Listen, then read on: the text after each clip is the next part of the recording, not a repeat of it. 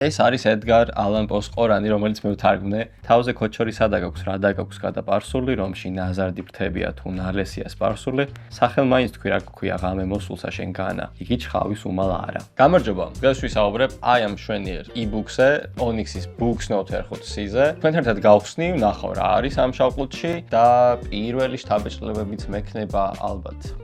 მე დავითი ვარ, არქის გამოწერასაც გთხოვთ და ახლა დავიწყოთ.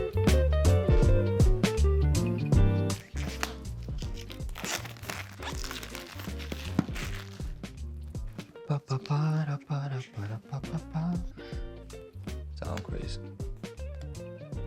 თვითონ ტაბი ცოტა ხანი გადავდოთ. რა არის ყუთში?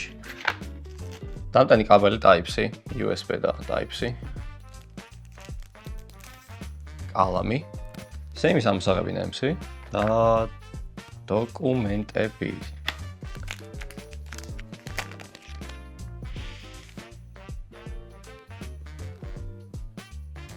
Cool, დავიწყოთ. ტაბის უკანა პანელი ალუმინია, წინ კი ანტიარეკლად შუშას შევხვდებით. აქვს ორი სპიკერი, მიკროფონები, Type-C პორტი და მეხსერვის ბარათიც შეგიძლიათ ჩასვათ მაქსიმუმ 2 ტერაბაიტის მოცულობის.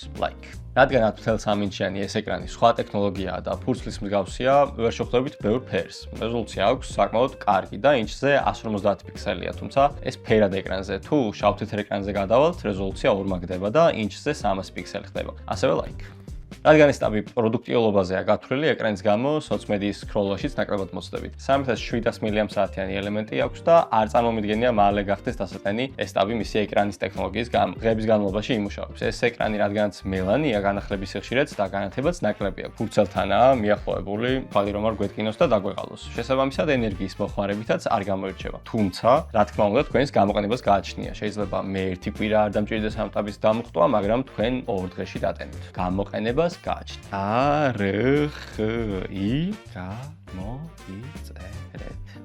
კარგია? არხი გამოიწერეთ. Android-ის ოპერაციულ სისტემაზე რადგან მუშაობს, Play Store-იც გვაქვს და აპების გადმოწერა შეგვიძლია. შესაბამისად, ელექტრონული წიგნების რიდერების ჩამოტვირთვასაც აქვს შესაძლებელი. ქართული რიდერებისაც. კიდევ ერთი ლაიქი. კალამით მოყვება, როგორც ვთქვი და ასევე აქაა კალმის თავებიც.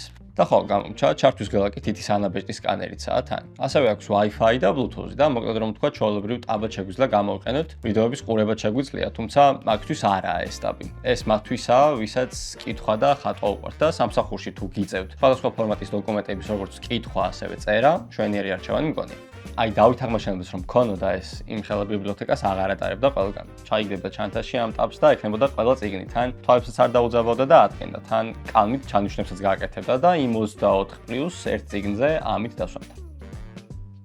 ან ბევრი ლაიქი.